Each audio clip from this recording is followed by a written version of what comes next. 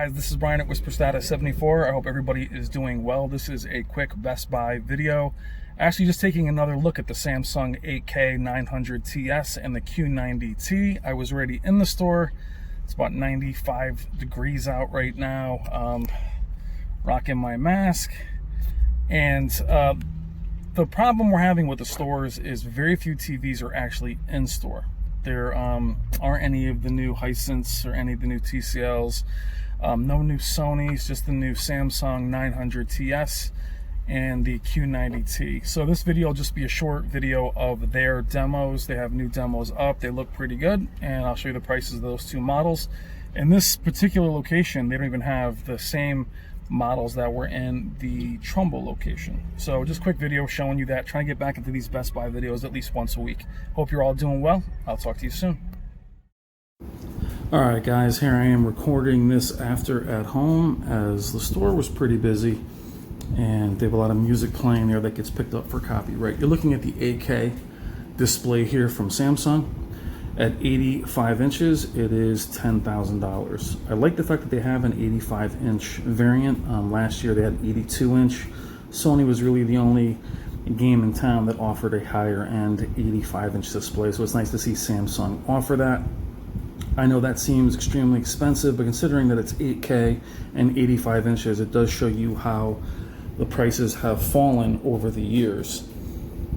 Now I'm showing you the bezel here like I did in the other video. Reason why I wanted to shoot this video is there's a better demo on the Q90T to the left, and there is a Q80T here as well, but they have them mixed up and even have the labels not quite replaced yet.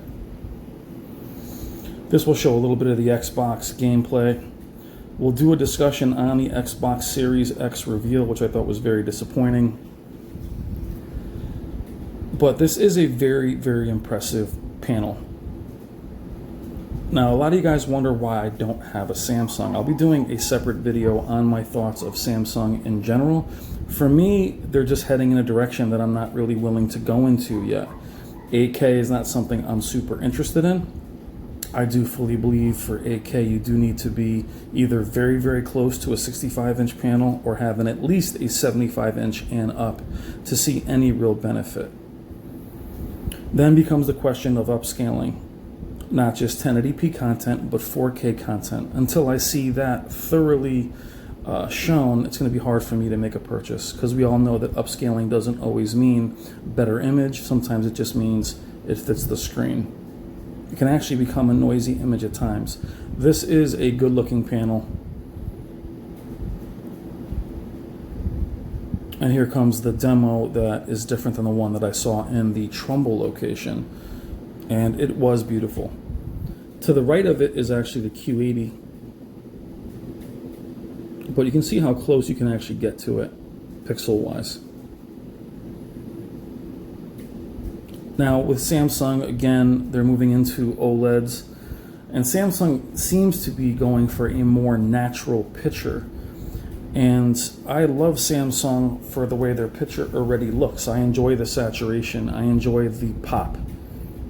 So if they get a little too into the natural image, to me they lose kind of their own strength. Now I think that's a Q80. The Q800T up top is actually not there. It's actually Q80T on the right, though the label, actually let's look at it now, because I think the label will say Q80T. Yep, Q80T. We're not going over the prices for them because, again, I'm not quite sure if that's actually the model. We'll skip over this side of it and head over to the Q90T, which is over on the left. Again, I glanced at those prices because I think they're just moving TVs around right now. So this is more of just showing you the 8K Samsung with a better demo. I'd love to see some darker demos. They do a great job on the Q90T. I will say the off-angle viewing of the 8K model is really impressive.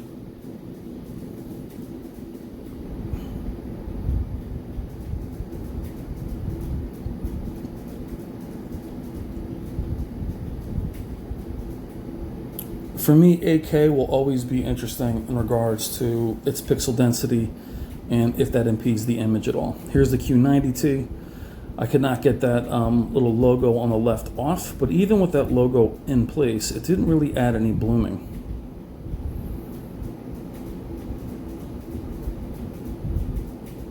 You have it for 4,000 at 75 inches. Again, not bad for a 4K flagship. Many of us feel that the Q90T is a step back from the Q90R, but that is spec-wise, meaning the specs line up better with the Q80T, but the algorithm, things of that nature, does have some improvements over the Q90R.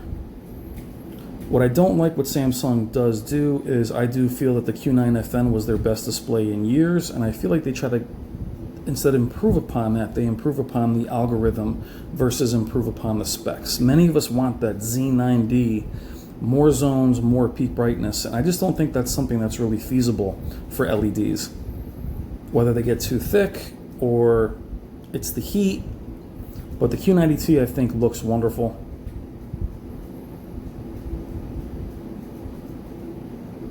But I'd like to see them take steps forward. Again, higher peak brightness. We've always talked about 3,000 nits, 4,000 nits. I'd like to see LEDs actually get there. And I don't see that happening. But the black level, very impressive. And the Q90T does have some better game features and a better looking game mode.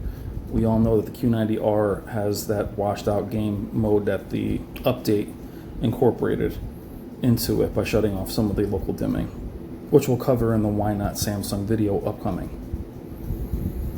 I'd hope to show you some Sony TVs. I'll head down to Value Electronics. They do have the Z8H there already, but it takes a little while to get down there. But this is just a quick overview of the 8K lineup, or at least the top of the line 8K in the the Samsung Q90T. All right, guys, I will see you in the comments. Thank you as always. Take care.